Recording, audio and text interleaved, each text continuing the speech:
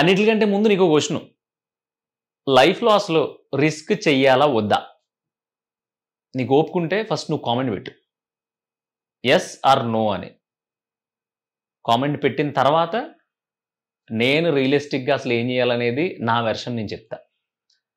Comment పెట్టేసావా? సరే. ఇప్పుడు చెప్తాను విను.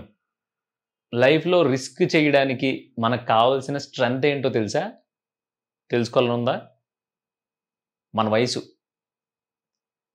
కరెక్ట్ ఏజ్‌లో అంటే తప్పుకి, ఒప్పుకి తేడా తెలియని ఏజ్ దాటేసిన తర్వాత అంటే టీనేజ్ దాటేసిన తర్వాత ఏదైతే ఏజ్ ఉంటదో అంటే 20-30 సంవత్సరాల మధ్యలో నువ్వు రిస్క్ చేయకపోతే గనక జీవితమే నాశనం అయిపోదు.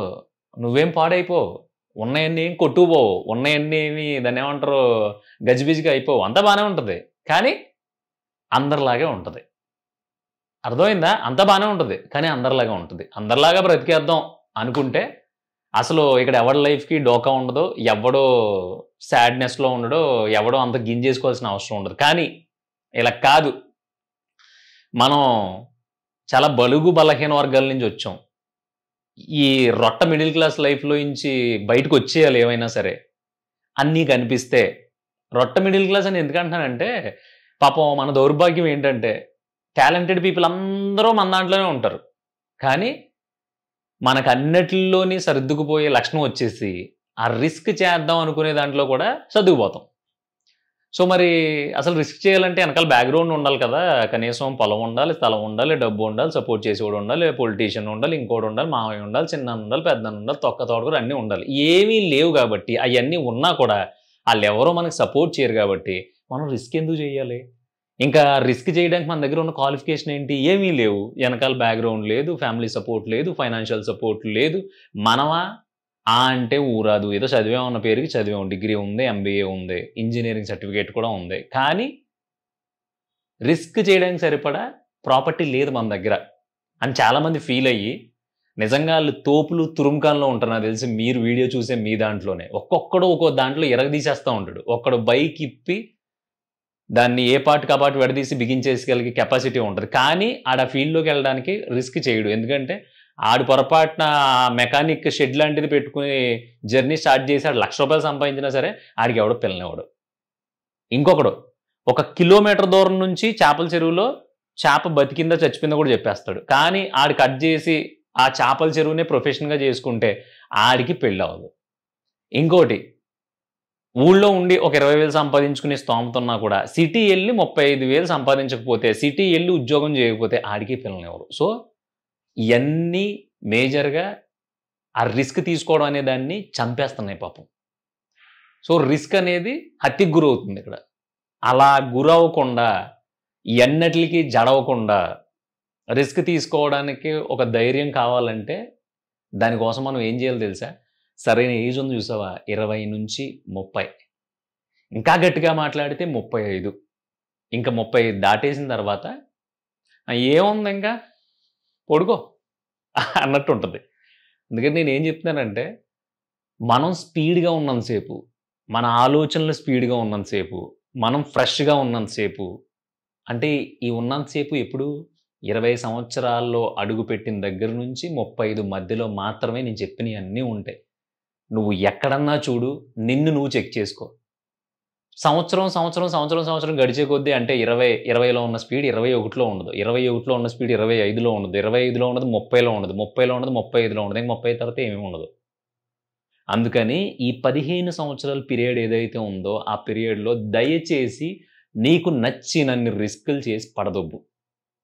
ఎందుకు చెప్తున్నానంటే రిస్క్ లేనిదే దొరికేది రస్కే ఈ కొటేషన్స్ అన్నీ నేను చెప్పా. కానీ ఆ ఏజ్‌లో రిస్క్ చేస్తే నీకేం వస్తది అనేది పక్కన పెట్టేయి. ఒకవేళ నీకేమీ రాకపోయినా సరే నువ్వు స్మార్ట్‌గా యూ టర్న్ తీసుకునే ఛాన్స్ ఉంటది.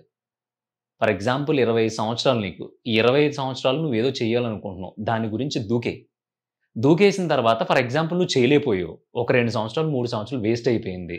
నీకు అర్థమైపోయింది సీను. ఖచ్చితంగా నీకు అర్థమైపోద్ది. పక్కోడు ఆడీడు చెప్పడం కాదు గానీ ఒక 3, 4 ఇయర్స్ దాంట్లో స్పెండ్ చేసిన తర్వాత మనం దీంట్లో తోపులు అనుకున్నాం. ఇక్కడ మనకు వర్కౌట్ అవ్వదనమాట. అన్నీ మూసుకొని ఇంకోటి ఏదన్నా చేసుకుందాం అని అక్కడి నుంచి షిఫ్ట్ అవుతావు. ఒక యూ టర్న్ తీసుకుంటావు. దాన్ని రకరకాలుగా అంటారు జనం. ఈ అమ్మాయి ఏదో పీకేస్తానని, పొడిచేస్తానని వెళ్ళాడు. బొక్కల 4 సంవత్సరాలకే పారిపోయి వచ్చేసాడు అనుకున్నారనుకో, యెస్ పారిపోయి వచ్చేసావు. అందుకని పౌరుషానికి జీవితాన్ని తగలేసుకో కదా అక్కడ. సో, ఒక 2, 3 సంవత్సరాలు నీకు లైఫ్ వేస్ట్ అయిపోయినా సరే, నువ్వుండే వయసు వల్ల నువ్వెక్కడా కూడా జీవితంలో వెనకబడవు. నేను చెప్తున్నా.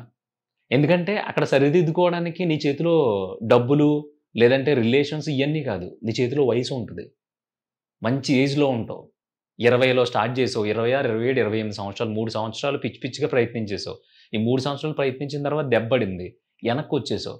సో, ఇంకొక సంవత్సరం గట్టిగా వేరే దాంట్లో సరే ఇది కాదు. మనం నెల నెల వచ్చే దాంట్లోనా లేదంటే ఇంకో దాంట్లో డబ్బులొచ్చే దాంట్లోకి వెళ్ళిపోదాం వెళ్ళిపోయావనుకో, ఒక సంవత్సరం, 2 సంవత్సరాల్లో రికవర్ అయిపోతావు. అక్కడ ఒక నీకు లెసన్ వస్తది. ఏంటి? పలానా దాంట్లోకెళ్ళాను. సో, ఇలా ఇలా జరిగింది. ఇలా చేయడం వల్ల ఇలా అయిపోయింది. ఇలా అయిపోవడం వల్ల నేను తీసుకున్న రిస్క్‌లో నేను ఫెయిల్ అయ్యాను. సో, ఈసారి ఏం చేయాలి? మళ్ళీ నీకు ఇంకొక 6, 7 సంవత్సరాల ఛాన్స్ ఉంది. అంటే 20 నుంచి 28 వరకు ట్రై చేసావు. అక్కడ వర్కౌట్ అవ్వదని అర్థమై బయటకొచ్చేసావు. సో, ఇంకొక 2 సంవత్సరాలు అక్కడ ఇక్కడ ఏదో చేసుకున్నావు. 30 వచ్చినియి. 30 తర్వాత మళ్ళీ ఇంకొకసారి రిస్క్ చేసే ఛాన్స్ ఉంటది. ఈసారి మెచ్యూర్ మైండ్‌తో ఫోకస్డ్‌గా, సాలిడ్‌గా కొడతావు ఈసారి. అప్పుడు కూడా ఫెయిల్ అయింది. 30లో మొదలుపెడితే మళ్ళీ 33కి ఫెయిల్ అయింది. మళ్ళీ వెనక్కొస్తావు. మళ్ళీ ఇంకో దాంట్లో చేసుకొని ఈసారి ఉన్న దాంట్లో ఇది చేసుకుంటానే రిస్క్ ఎలా చేయాలనేది ఆలోచిస్తావు. అలా స్టెప్ బై స్టెప్ నువ్వు రిస్కులు చేసుకుంటూ ఎళ్లి, ఒకవేళ అవ్వకపోతే యూ టర్న్ కొట్టుకుంటూ వచ్చి, ఒక సర్టెన్ ఏజ్ వచ్చేసరికి నీకొక మెంటాలిటీ వచ్చేస్తది. అంటే నేనేదో ఇప్పటిదాకా ఊహించుకున్నాను తప్ప, రిస్క్ చేసినా సరే నేను ఆ ఫీల్డ్‌లో సెట్ అవ్వను. సో, నేనేం చేయాలి? నన్ను, నా ఫ్యామిలీని పోషించుకోవడానికే, ఉన్న దాంట్లో హ్యాపీగా ఉండడానికి నేనేం చేసుకుంటే సరిపోతుందో దాంట్లోకి నువ్వు వెళ్ళిపోతావు. సో, అక్కడ ఏ గొడవ ఉండదు. కానీ ఈ 20-35 సంవత్సరాల మధ్యలో నువ్వు గాని రిస్క్ చెయ్యకపోతే, జీవితాంతం నువ్వు చెప్పే సొల్లుంటది చూసావా? నువ్వు ఏమన్నా అనుకో. నిన్ను నీవు వెనకేసుకు రావట్లేదు నేను. నీకు దొబ్బులు పెడుతున్నా. నువ్వు చెప్పే సొల్లుంటది. ఏం చెప్తావో తెలుసా? నాకు తెలిసి ఆల్రెడీ ఇప్పుడు స్టార్ట్ చేస్తుంటావు. మనకి ఫ్యామిలీ బ్యాక్‌గ్రౌండ్ సపోర్ట్ చేయక గాని, లేదంటే నాకు ఆ ఫీల్డ్ అంటే చాలా ఇష్టమే. ఏం చేస్తాంరా? జీతం వస్తే గాని గడవని బ్రతుకులు. ఇలాంటి కబుర్లన్నీ చెప్తావనమాట. సో, నీ 25 సంవత్సరాలకే విపరీతమైన 100% బాధ్యతలు నీ మీద పడిపోవు. అలా పడిపోయినయి నువ్వు చెప్తున్నావంటే, నువ్వు అబద్ధం చెప్తున్నట్టు, నువ్వు పని దొంగ కింద లెక్క. ఎందుకంటే ఇంటికి 10,000 పంపిస్తే సరిపోద్ది. ఎవ్వరి ఇంటికైనా సరే 10,000 చాలు. ఊళ్ళో అమ్మా, నాన్నలో నువ్వు 10,000 పంపితే 3,000 ఖర్చు పెడతారు. మిగతా 7 మళ్ళీ నీ కోసం దాచేస్తారు. సో, నువ్వు వాళ్ళ గురించి అంత వేరే లెవెల్‌లో ఆలోచించేసి ఎమోషన్ అయిపోయి ఉన్న జీవితాన్ని కొంత ఎమోషన్‌లో గడిపేసావనుకో, తర్వాత నువ్వు కూడా ఎమోషన్‌లోనే బతకాలి. అందుకని దయచేసి రిస్క్ చేయడానికి ఉన్న ఒకే ఒక్క పెట్టుబడి నీ వయసు. నువ్వు గనక కరెక్ట్ వయసులో ఉండుంటే చేసి పడదొబ్బు. ఏదైతే అదే అవుద్ది చూసుకుందాం. ఎందుకంటే ఒకసారి ఎళ్ళిపోయిన తర్వాత ఎనక్కి రాలేను అనడానికి ఇది రాజకీయం కాదు. లేదంటే మహాసముద్రం కాదు. లేదంటే దాన్నేమంటారు ఒక అండర్‌గ్రౌండ్ టన్నెల్ కాదు, గుహ కాదు. దారి తెలియకపోవడానికి. లైఫ్. అక్కడ ఏం జరుగుతుందనేది నీ కంట్రోల్‌లో నీకు తెలిసి జరుగుతా ఉంటది. ఒక 2, 3 సంవత్సరాలకు నీకు క్లారిటీ వస్తది. క్లారిటీ వచ్చిన తర్వాత నువ్వు అక్కడి నుంచి బయటకొచ్చినంత మాత్రం నీకు ప్రపంచం మొత్తం చీకటిగా ఏం కనిపించదు. చాలా క్లియర్‌గా ఉంటది ఈసారి. ఓహో! నేను ఇలా చేస్తే ఇలా అయింది. ఈసారి ఇలా చేయకూడదు. ఇలా చేయాలి. అనేది తెలిసిన తర్వాత నాకు తెలిసి నెక్స్ట్ లెవెల్‌లో ఉంటావు నువ్వు. మళ్ళీ 2 సంవత్సరాలు గ్యాప్ తీసుకుంటావు. మళ్ళీ రిస్క్ చేస్తావు. ఇదంతా ఈ స్పాన్ ఆఫ్ 20-35 ఇయర్స్ మధ్యలో జరిగిపోవాల. ఒకవేళ జరగలేదా, జీవితాంతం ఆ మూలన గుండె బొక్కలో చివరన ఎక్కడో కవాటాల్లో ఇరుక్కుపోయిన రిగ్రెట్ ఫీలింగ్ ఉంటది చూసావా? ఆత్మాన్యోన్యత భావం అంటారు దాన్ని. దాంతో ఎక్కెక్కి ఏడుస్తావు జీవితాంతం అంతా. ఎందుకు ఆ ఏడుపెందుకు? అయితే అవుతది. అవ్వకపోతే అవ్వదు. ఇంకో పని చేసుకుంటాం. అప్పుడు అప్పుడు అప్పుడు అప్పుడు అప్పుడు చేయాల్సింది. అప్పుడు చేయలేకపోయానురా. ఛ! ఆడిని చూస్తా ఉంటే నాకు అనిపిస్తుంది. ఇప్పుడు ఆడు చూడరా నేను కరెక్ట్‌గా 25 సంవత్సరాల్లో ఉన్నప్పుడు అచ్చం ఆడిలాగే ఉండేవాడిని. ఇప్పుడు చూడు ఎలా అయిపోయాను. ఇప్పుడు ఎళ్దామన్నా లేదు. పిల్లలు పెళ్ళిడికొచ్చేసి అది ఇయన్నీ అది వేదాంతం మెట్టేదాంతం అంటారు చూసావా? అదంతా వచ్చి పూనకాలు వచ్చేస్తా ఉంటాయి నీకు సాయంత్రం మాటలు. అవసరమా ఇయన్నీని? నీ ఏజే నువ్వు రిస్క్ చేయడానికి పెట్టుబడి. రిస్క్ చేయకపోతే మిగిలేది రస్కే అనే నానుడులు, సామెతలు పట్టించుకోకు. ఫస్ట్ రిస్క్ చెయ్యి. రస్క్ వస్తదా? లేదంటే బంగారం బిస్కెట్ వస్తదా? తర్వాత సంగతి అదంతా. చేశానురా నేను. అప్పుడు చేశానురా రే! నేను కరెక్ట్‌గా 30 ఇయర్స్ ఉన్నప్పుడు మామూలుగా నాకు ఇలాగా ఏదైనా ఒక మంచిది ఫుడ్ కోర్ట్ పెట్టాలని ఒక విపరీతమైన కోరిక ఉండేది. ఏదో ఒకటి అవుతదని చెప్పి మొత్తం మీద నేనేదో కూంతా కాంతా తెచ్చుకున్నది ఇంట్లోంచి కొంచెం తెచ్చి ఫుడ్ కోర్ట్ పెట్టాను.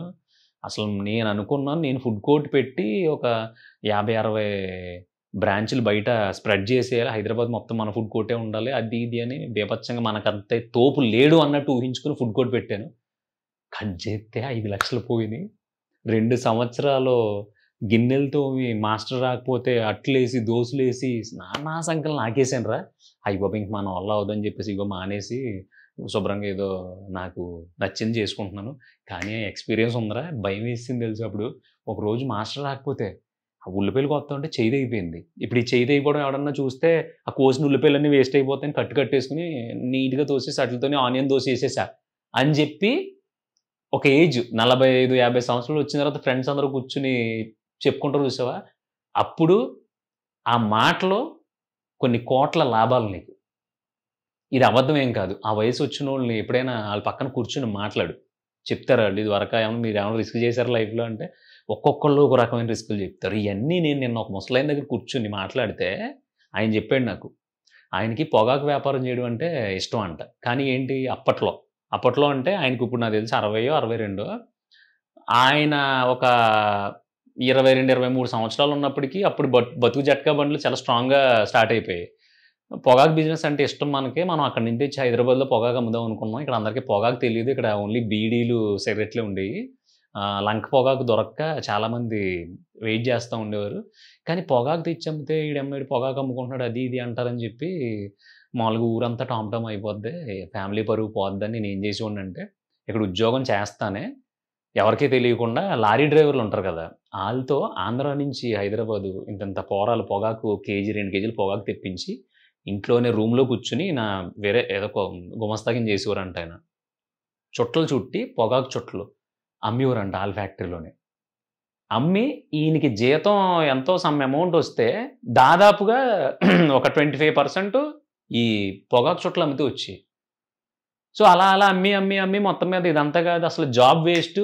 మనం మొత్తం హైదరాబాద్‌లో ఉన్న పాన్ షాపులకన్నీ చుట్టలు సప్లై చేసేద్దాం. ఇంక మనం కట్ చేస్తే సంవత్సరంలో మన టర్నోవర్ ఇంత. మనం ఇప్పుడు దాకా ఆర్టీసీ బస్సులు ఎక్కొచ్చాం. నెక్స్ట్ నుంచి కారులో వచ్చేస్తామని ఆయన ఆ రోజుల్లోనే వివత్సమైన బిజినెస్ ఐడియాతో ఆలోచన చేసి 26 ఇయర్స్‌కి ఆయన మొత్తం ఆ గుమస్తా ఉద్యోగం బంగారంలో ఉండే ఉద్యోగాన్ని వదిలేసి రిస్క్ చేసాడాయన. ఒక 6 నెలలు బానే ఉంది. 6 నెలల తర్వాత నుంచి కాంపిటీషన్ పెరిగిపోయింది. ఈయన్ని చూసి ఇంకొకడు అలా పెరిగిపోయి, ఇదివరకు ఈయన జీతం వచ్చేది కదా! జీతంతో పాటు ఇది 25% అమౌంట్ 25% చుట్టల ద్వారా వచ్చేది కదా!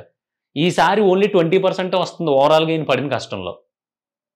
ఈయన ప్రతి షాప్‌కి తిరగడానికి ఛార్జీలు పోగా, ఈయన ఉండడానికి తిండి ఖర్చులు, మకాన్‌కి పోగా, ఇంకో 30%, 60% లాసొచ్చింది. చూసారు ఒక సంవత్సరం లాగారంట. ఏదో కష్టం కింద మీద పడి కష్టపడి లాగితే, ఇంక తర్వాత అయ్య బాబోయ్!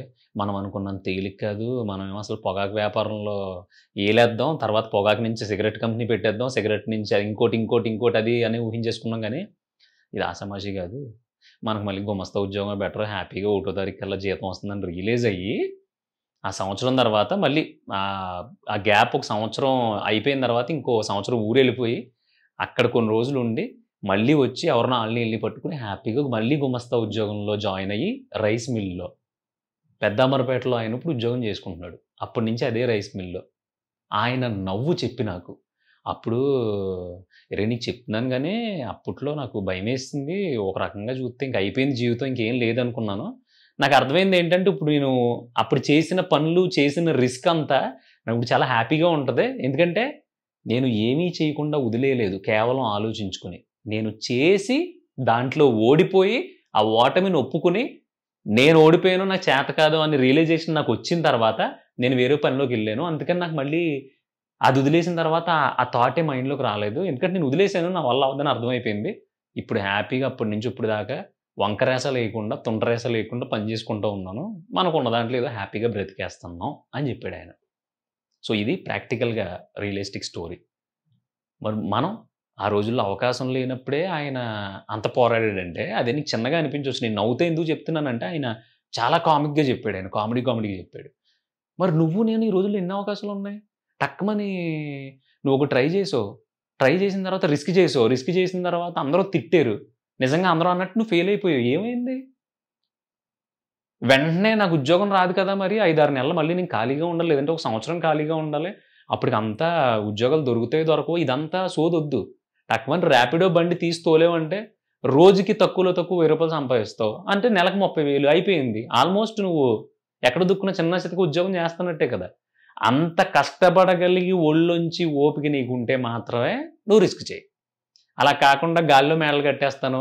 3 సంవత్సరాలు అన్నాను కదా నేనని చెప్పి 3 సంవత్సరాలు ఆడతా పాడతా తిరిగేద్దాం రిస్క్ అనే పేరుతో అంటే దొబ్బదు. ఆ 3 సంవత్సరాల్లో నవరంధ్రాల్లోంచి బ్లడ్ వచ్చేద్ది. అంత స్ట్రాంగ్‌గా కష్టపడాలి. ఆ స్ట్రాంగ్‌గా కష్టపడిన తర్వాతే 4థ్ ఇయర్ ఎళ్ళిన తర్వాత సక్సెస్సా, ఫెయిల్యూరా నా వల్ల అవ్వట్లేదనేది నువ్వు ఛాన్స్ తీసుకోవాలి. అంతేగాని నేను ఒక టీ స్టాల్ పెడతాను. నువ్వు రిస్క్ చేయమన్నావు కదన్నా! నాకు టీ స్టాల్ పెట్టడం అంటే చాలా ఇష్టం అని చెప్పి ఫ్రాంచైజ్ తీసేసుకొని ఒక 3,00,000 పెట్టి దాంట్లో కూర్చొని ఆ తా చుట్టుపక్కలోళ్ళు 50 టీలు తాగితే దాంట్లో నువ్వు 10 టీలు తాగేసి, ఆడెవడో వచ్చి సిగరెట్ కాలితే నువ్వు 4 సిగరెట్లు కాల్చేసి, ఆడెవడో వచ్చి ఒక్క పొడేసుకుంటే ఆడితో పాటు నువ్వు ఒక్క పొడేసుకొని ఆరతి కర్పూరం చేసావనుకో ఉపయోగం ఉండదు. నీ టార్గెట్ అంతా తీసుకునే ఛాన్స్ ఏదైతే ఉందో, రిస్క్ ఏదైతే ఉందో, ఆ రిస్క్ పీరియడ్ ఏదైతే ఉందో సంవత్సరమా, 2 సంవత్సరాలు, 3 సంవత్సరాలు ఈ 3 సంవత్సరాల్లో ఆ సెక్టార్‌లో నీకు బతుకు ఉంటదా? లేదా? అసలు నువ్వు కనీసం నీ ఖర్చులకి, నీ ఫ్యామిలీ పోషించుకోవడానికి డబ్బులు తీయగలవా? లేదా? అనేది నీకు తెలిసిపోవాలి. అది తెలిసిపోయిన తర్వాత లేదు పర్లేదు. ఇప్పుడంత మరీ స్పీడ్‌గా లేకపోయినా నాకు సఫిషియంట్ నేను జాబ్ చేస్తే ఎంతైతే సంపాదిస్తున్నానో అంతా నాకిక్కడ వచ్చేస్తుంది అనే కాన్ఫిడెన్స్ వచ్చేసిన తర్వాత నువ్వు హ్యాపీగా దాంట్లో కంటిన్యూ అయిపోవచ్చు. అలా కాకుండా నువ్వు ధూమ్ ధామ్ కింద తిరిగేసి, అయ్యో! అనవసరంగా రిస్క్ తీసుకున్నాం గానీ మన వల్ల అవ్వలేదు. ఆహా! తలవిధి దాన్నేమంటారు అతవిధి ఏం చేయాలి ఇప్పుడు అది ఇది అని చెప్పి సొల్లు కబుర్లు చెప్పుకొని క్విట్ అయ్యావనుకో టైం వేస్టు, డబ్బులు వేస్టు. దాన్నేమంటారు నువ్వు తీసుకున్న రిస్క్‌కి నువ్వు చాలా తలంపులు, అవమానాలు చేసినట్టు, అవమానం తీసుకొచ్చినట్టు. అందుకని దయచేసి ఏజ్ అనేది కన్సిడర్ చేసి నువ్వు రిస్క్ చేస్తే ఖచ్చితంగా ఏదో ఒకటి చేయగలుగుతావు. ఆ ఏజ్ అనేది కన్సిడర్ చేసి దాంట్లోనే భయంతోనే ఉండిపోయావనుకో, రేపొద్దున్న ఏజ్ కంప్లీట్ అయిపోయిన తర్వాత నీకు చేసేంత స్కోప్ ఉన్నా కూడా నీ మైండ్, నీ బాడీ సహకరించవు. అంటే నువ్వు ముసలోడివి అయిపోతావు, నీ కాళ్ళు చేతులు పనిచేయవు, వీక్ అయిపోతావు అని కాదు. ఆ ఫ్రెష్‌నెస్ పోతది. నువ్వే ఊహించుకో. 20 సంవత్సరాలు ఉన్నప్పుడు ఎలా ఉండేవాడివి నువ్వు? ఇప్పుడు నీకు 30 ఉంటాయనుకో. లేదంటే 28 వాటెవర్ ఇట్ ఈస్. 20 సంవత్సరాలు దాటేసిన ప్రతి ఒక్కళ్ళలో కూడా 20 సంవత్సరాల ఏజ్ ఉన్నప్పుడు ఎంత స్పీడ్‌గా ఉండేవాడివి? ఎంత ధైర్యంగా ఉండేది? ఎంత సాలిడ్‌గా మాట్లాడేవాడివి గుర్తు తెచ్చుకో. ఇప్పుడు ఆ సాలిడ్‌నెస్‌లన్నీ దొబ్బుతాయి. అందుకే దయచేసి రిస్క్‌కి పెట్టుబడి అనేది ఏదీ లేదు. కేవలం నువ్వు ఒక మంచి ఏజ్‌లో ఉన్నట్టయితే ఎనక ముందు చూసుకోకుండా నువ్వు రిస్క్ చెయ్యొచ్చు. ఎందుకంటే నేనేమి ఎవడో దొంగతనాలు చేయమని చెప్పట్లా, స్మగ్లింగ్ చేయమని చెప్పట్లేదు. లేదంటే దాన్నేమంటారు కిడ్నాపులు చేయమని చెప్పట్లా. రిస్క్ చెయ్యి లైఫ్‌లో. చేసి దాని నుంచి ఎంతో కొంత నేర్చుకుని, అక్కడ నువ్వు బ్రతకగలవా లేదా అనేది చెక్ చేసుకొని, ఒకవేళ అక్కడ కాకపోతే నిర్మొహమాటంగా ఓటమిని ఒప్పుకొని, యూ టర్న్ తీసుకొని, నీ బతుకు నువ్వు బ్రతికేయచ్చు హ్యాపీగా. ఏమీ పోదు. నువ్వు ఈ 3 సంవత్సరాల్లో ఉద్యోగం చేసినంత మాత్రాన ఏమి బిల్డింగ్‌లు కట్టేయవు. ఈ 3 సంవత్సరాల్లో ఏదో చేస్తున్నావు కదా! అది వదిలేసినంత మాత్రాన ప్రపంచం ఆగిపోదు. లేదంటే మీ ఇంట్లో ఫుడ్ లేకుండా ఖాళీ కడుపుతోని పడుకోరు. కొంచెం స్ట్రగుల్ ఉంటది. ఆ 3 సంవత్సరాల్లో ఏమో గుర్రం ఎగరవచ్చు. అర్థమవుతుందా?